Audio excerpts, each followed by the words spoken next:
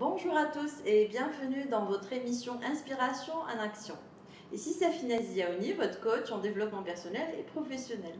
Alors, chers amis, aujourd'hui une émission super spéciale parce que nous avons eu une visite surprise de Daniel Kouakou, formateur, enseignant à la John Maxwell Team francophone. Bonjour Daniel et bienvenue dans l'émission Inspiration en Action. Bonjour Safinez, merci. Merci beaucoup d'avoir accepté cette participation à l'émission Inspiration en Action.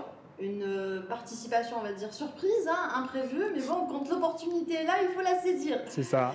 Alors, Daniel Kouakou, tu es enseignant, formateur et mentor à l'université John Maxwell Team francophone. C'est ça.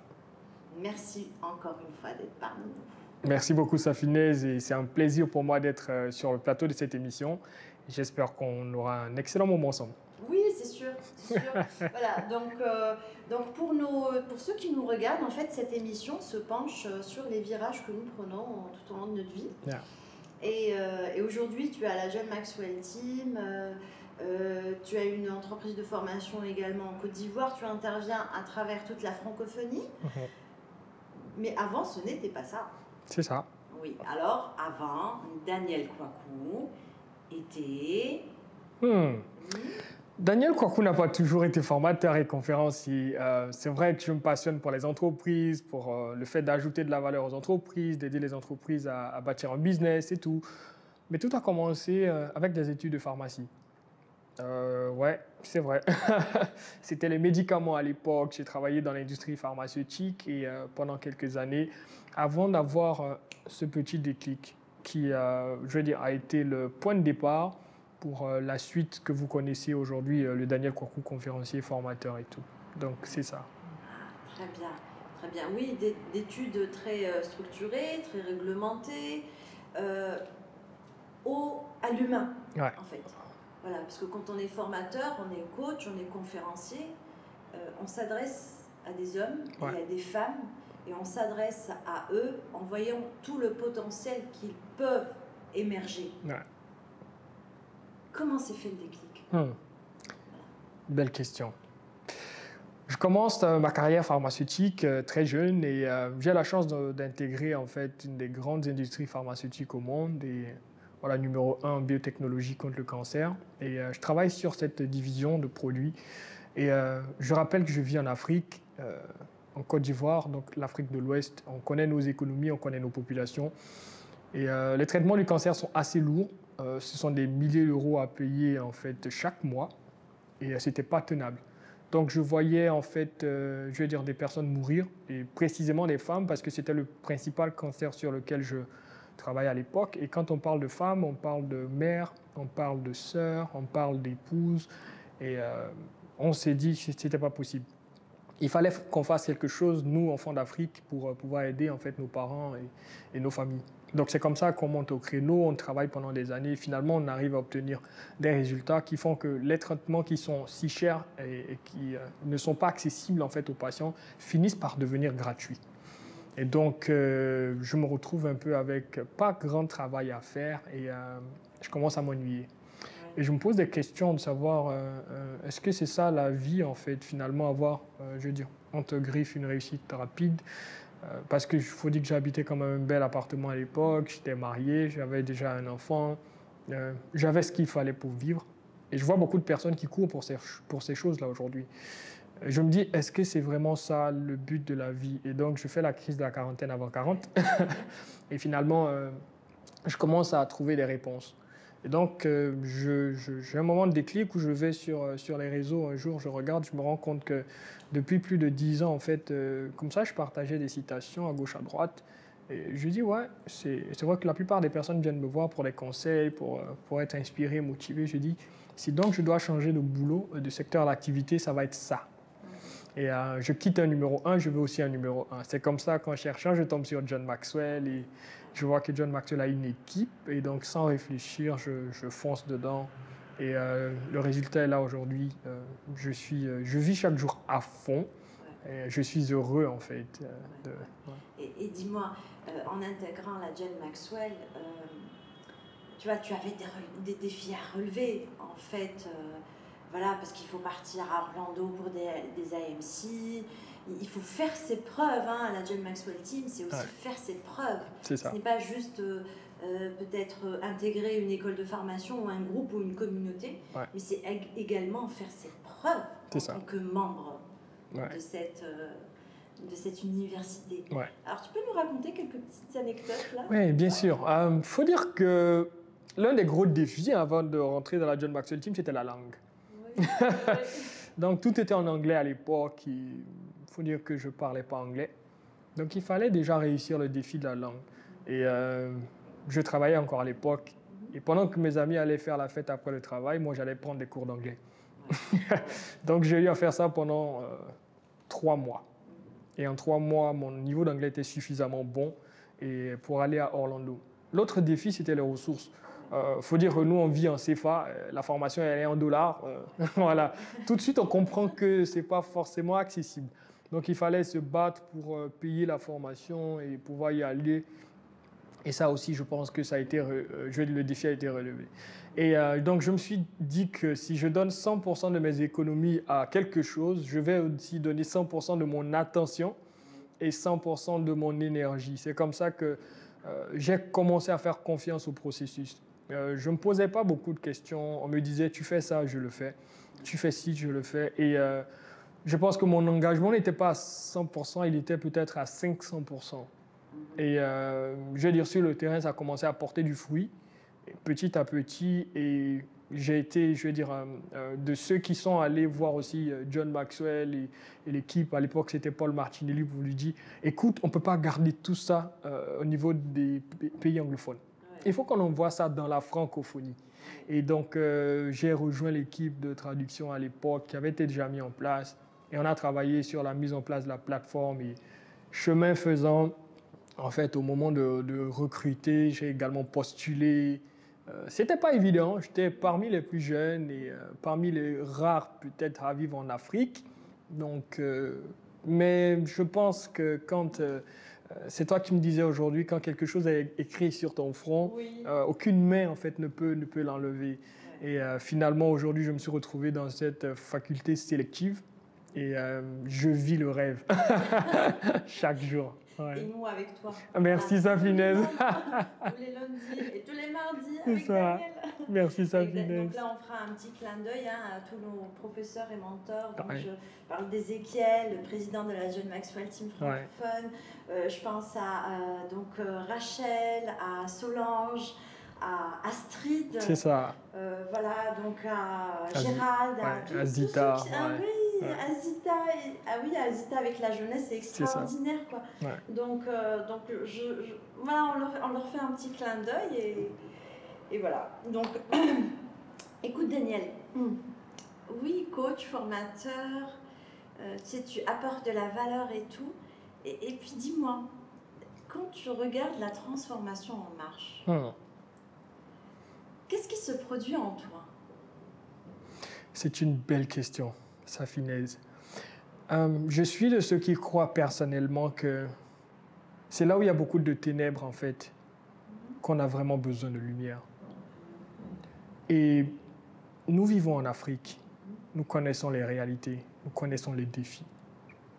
Quand je regarde, en fait, une personne dont la vie est transformée, je me dis que je fais partie de ceux qui travaillent à changer le monde. Et j'aime bien cette histoire de ce jeune homme avec les étoiles de mer.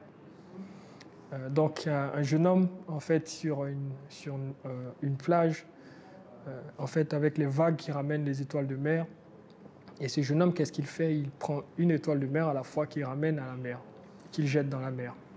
Et un monsieur qui est arrivé là et qui était curieux, qui lui demandait, regarde, il y a des kilomètres de plage. Et il y a des millions, d'étoiles de mer. Pourquoi est-ce que tu fais ça? Et le jeune homme qui ne répond pas, qui regarde le monsieur, qui ramasse encore une étoile de mer et qui la jette à la mer. Et il revient et puis dit au monsieur, pour celle-là, ça fait une différence. Oui. Et je crois que c'est ce que nous faisons, Safinaise. Parce que chaque vie transformée, chaque personne transformée devient également un acteur de transformation et qui va également aller impacter et transformer en fait son monde. Et je me dis que c'est ça, vivre utile. Parce que quand on partira d'ici, on ne se souviendra pas de la quantité d'argent qu'on aura eu, on ne se souviendra pas de la quantité d'immeubles ou d'acquisitions qu'on aura eu, on se souviendra de toutes nos bonnes actions. Est-ce que nous avons été en faveur de la transformation des autres? Est-ce que nous avons été acteurs du changement dans la vie des autres? Est-ce que nous avons été, je veux dire, acteurs de l'amélioration de la qualité des vies de nos semblables? Et c'est sur cette liste-là que je veux m'inscrire. Ouais. Tellement inspirant. Merci beaucoup, Daniel. Merci, Safinez. Dis-moi, Daniel, tu vois, il y a des jeunes, des moins jeunes, qui cherchent encore leur voie, qui sont dans cette course effrénée de réaliser des choses, de cumuler des choses, mais on ne ressent pas cette satisfaction de l'accomplissement. Est-ce que tu pourrais les aider par un conseil? Oui. Ah, bien sûr. Je suis passé par là. Ouais. En fait, je pense que toute personne qui se sent frustrée de la vie qu'elle a aujourd'hui, malgré toutes les possessions qu'elle peut avoir, toute la quantité d'argent qu'elle peut avoir, est une personne qui doit répondre à cette question fondamentale. Quel est mon but dans la vie? Et j'ai étudié des centaines de définitions de la réussite. Et je veux dire, la seule qui a captivé mon attention est celle de notre mentor John Maxwell. Et qui dit que la réussite, c'est trouver son but dans la vie, développer son potentiel au maximum et semer des graines qui vont profiter à d'autres. Donc on comprend que la réussite commence avec le fait de trouver son but dans la vie. Malheureusement, c'est une question difficile. Et c'est beaucoup plus simple pour la plupart d'entre nous de traverser la vie en ne prenant jamais le temps de s'arrêter pour répondre à cette question. Moi, je l'ai fait. J'ai travaillé pendant 2 ans pour définir clairement le but de ma vie. Et aujourd'hui, je peux le dire en une phrase. C'est transformer les nations par l'éducation. Wow. Et je veux inviter tous les jeunes qui sont là aujourd'hui. Arrêtez-vous sur l'essentiel. L'essentiel, ce n'est pas la carrière tout de suite. L'essentiel, ce n'est pas le mariage. L'essentiel, ce n'est pas la voiture. L'essentiel, ce n'est pas la maison. Ces choses-là viennent répondre au but de notre vie. Donc, je vois ça comme des moyens qui nous permettent d'atteindre le but. Mais il faut prendre le temps de se poser la question.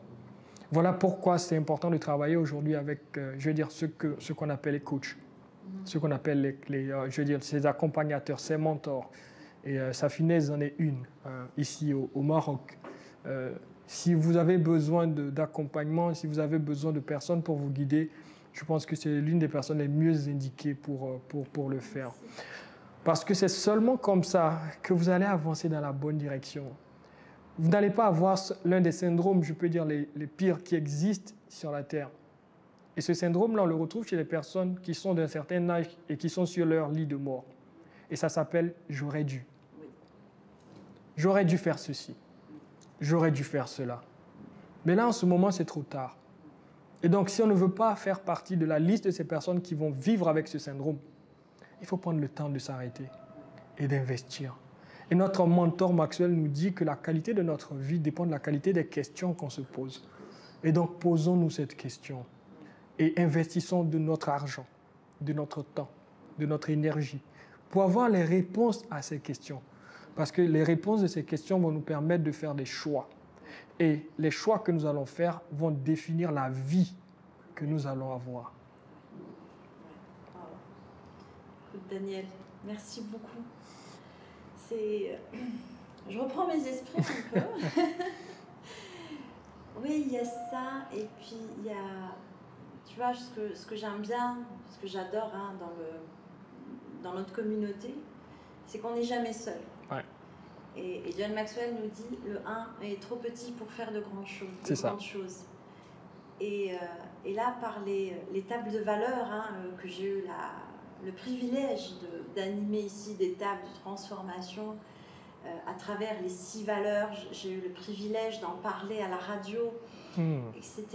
Donc, je sais et je suis convaincue que ces valeurs qui sont fondamentales, qui sont universelles, qui sont humaines, Ce sont des valeurs humaines et humanistes qui vont nous permettre d'avancer vers un demain meilleur. Ouais. Un demain meilleur, j'y crois.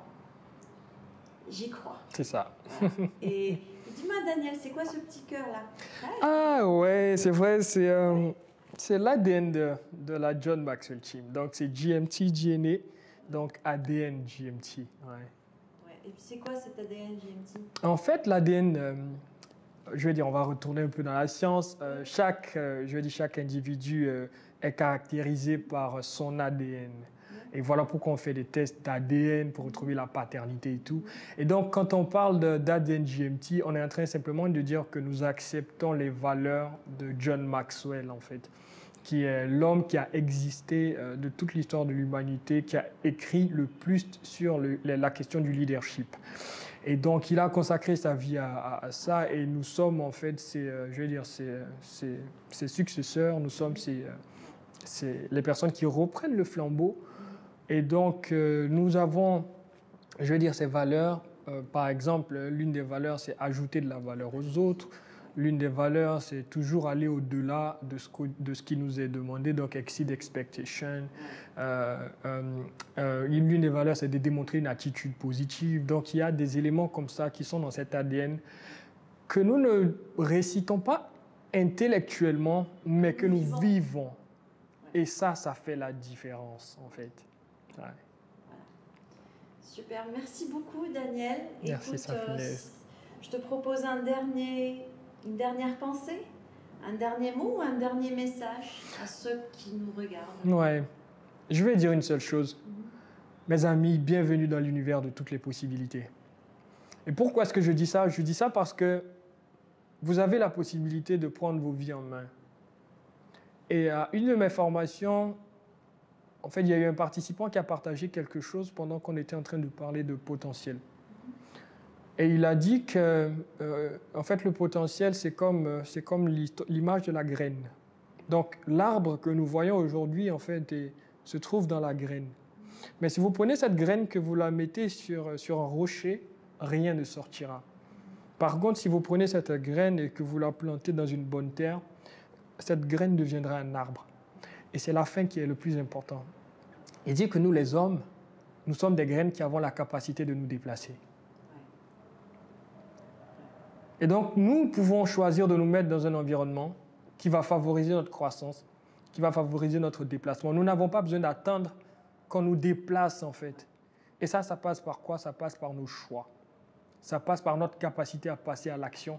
Et ça passe par notre volonté à voir notre vie s'améliorer. Vous pouvez le faire. Je l'ai fait. Safinez l'a fait. Et beaucoup de personnes à travers le monde entier le font. Donc, vous avez deux possibilités. Soit vous pouvez continuer de vous plaindre, ou vous pouvez choisir de travailler et de reprendre vos vies en main. Merci beaucoup Daniel d'avoir accepté le jeu. Et c'était pour nous un immense plaisir de te recevoir. Et surtout, je suis sûre que tu en inspireras plus d'un. Écoute, ce qui me reste à te souhaiter, c'est une réussite, c'est une ascension, d'accord, vers tes aspirations qui vont travailler vers ta mission pour accomplir ta vision. Wow. Chers amis, votre émission Inspiration en action est terminée. Ce qui me reste à vous souhaiter, c'est votre réussite, vos accomplissements. Et comme toujours, croyez-moi, croyez en vous. Ici, c'est Finesse Yaoudi.